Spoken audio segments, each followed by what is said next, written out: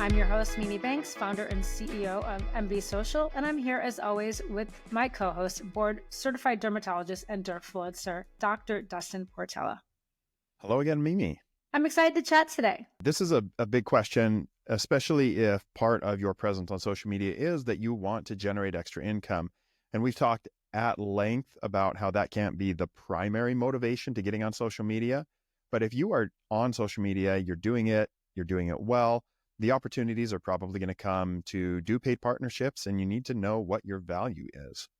That's true. And a few things to consider when a brand or a business approaches you for a paid partnership. How do you know what to charge? In some cases, they come to you with an offer. They will say what they want from you and what the budget is. At that point, you can either accept or decline their offer. Yeah. And this will become an art the more you do it on social media, as to understanding when a brand says they have a budget, whether they really have room to negotiate or not. But I would start with just knowing what your value is, what your time is worth as a professional, because you don't want to be taking a side hustle job that's going to make less money for you than it would take to be in the clinic. Because if that were the case, you should probably just spend more time in clinic. And typically, a medical professional would have an hourly rate, so to speak. Yeah, typically they will. Now, some specialties work by the hour. It's not uncommon for people who are working temp jobs like locums, tenens, to be paid by the hour. A lot of emergency physicians get paid by the hour. Radiologists sometimes get paid by the hour. Anesthesiologists sometimes. I've even heard of it happening in dermatology, though less commonly. So you should kind of have an idea of what you might get paid by the hour, and you can really look at your income, determine how much you make over the course of a year, how many hours you work, and get an idea of what your time is worth. And sometimes there'll be other outside activities you're offered. If you're sitting on advisory boards, if you are doing speaking for pharma, some of those will have what we call fair market value rates that will be predetermined based on your number of years of practice, the number of publications that you've had, and things like that. And they'll set an hourly rate that has some outside government influence on it, but that can give you an idea of where to start when determining what your time is worth. That's true. And as you're thinking about what your time is worth, as you're creating content, you also think about what you are putting into it. How much time does it take you to create the content? How much time does it take you to edit it? And what are you putting into it? And so that will help you then come up with a fair rate. The other part of it is you want to think about is your following. If you're growing, you'll have a very different fee than if you have a significant following. And thinking about the tiers, I think from 0 to probably 10,000, 10 to 50, 50 to 100, 100 to 500,000, and then plus, like each tier that you get to in terms of following, you can increase your rates. Yeah. When you start making video content as well, it's going to take you more time to film something, more time to edit something than it will if you've been doing this for a couple of years. So that lack of expertise in filming and editing is something you have to account for, but it's not necessarily always a charge you can pass on to the brand. That's just true. Because you're not necessarily good at something doesn't mean you get to charge more for it. That's actually a very good point. That's true. So if this is your first brand partnership and you've never done it before, it doesn't mean you can charge a lot because you've never done it. Good point, Dustin. And so let's think about what are the areas in which that are on a typical ask and what people should think about as they're putting their rates together. Yeah, most of the time when you are first approached by a brand, they're going to be asking you to make a post on Instagram or TikTok as the two primary platforms. And they'll want a post that is going to be in your feed. It's going to live on your page so that anybody that comes back even months later and scrolls through could potentially see that video. And a lot of times the brands, especially the bigger brands, they have tools that they pay for that look at back-end metrics, and they can see your subscriber growth. They can look at a lot of your follower information because these tools will kind of scrub that from the internet. So they'll have a lot of idea of what your time might be worth, and they're going to be benchmarking you against other people that they have hired in the past as well. So as you look at your number of followers, when you're just starting out, you're probably going to be leaning more into your expertise as a physician and not so much the number of followers that you have as a way to set your rate to create a video content. Some brands may want a story to be posted on Instagram, and that is something that lives only for 24 hours on your feed. So this is something you typically charge less money for. And some brands will want a photo, a still photo. I think when we talked with Dr. Mamina, she talked about her post was just a still photo of the product and her husband, which was a Head and Shoulders men's product. And those don't take, significant editing. So that's something to take into account as well. There are lots of different variables, but those are the most common things you'll be asked by a brand in a post type requirement. That's true. And they'll say the number of deliverables. And the more deliverables, the more you have flexibility to offer them like a package. So you might have individual rates for a post, individual ranges for a story, or individual ranges for TikTok, individual ranges for Instagram. But if they want everything, you might want to think about a package. Yeah.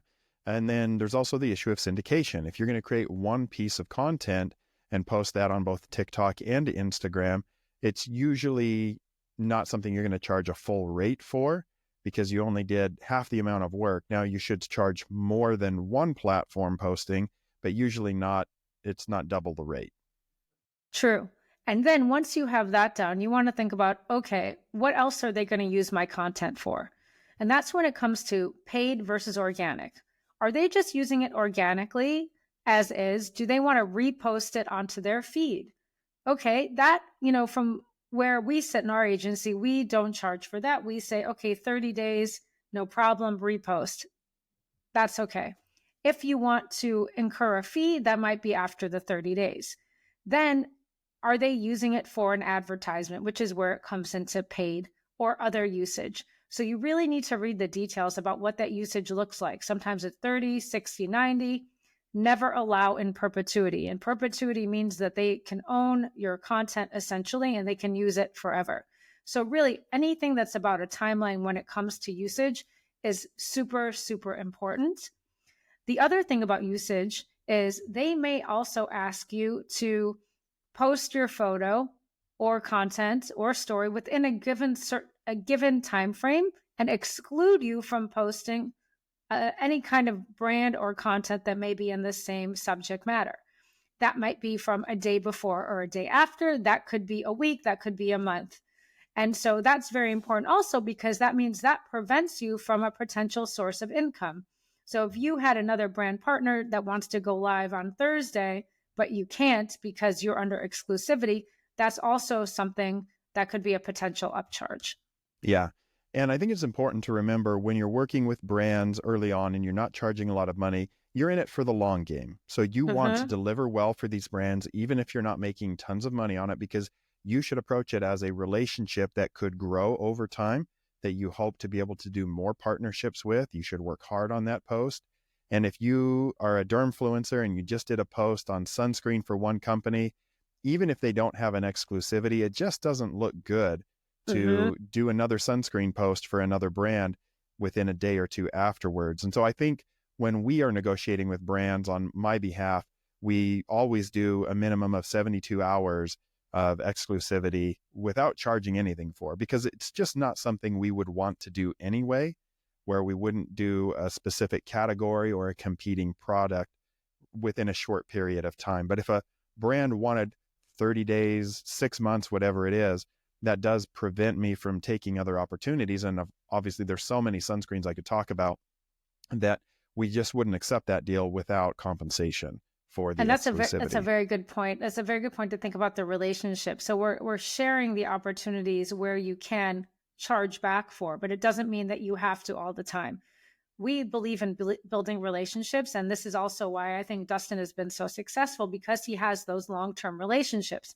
And we look to say, okay, how is the relationship been? What can we do for them? It's not about nickel and diming for every single aspect of the project. It's about doing what's best for the business, doing what's best that will help and be mutually beneficial.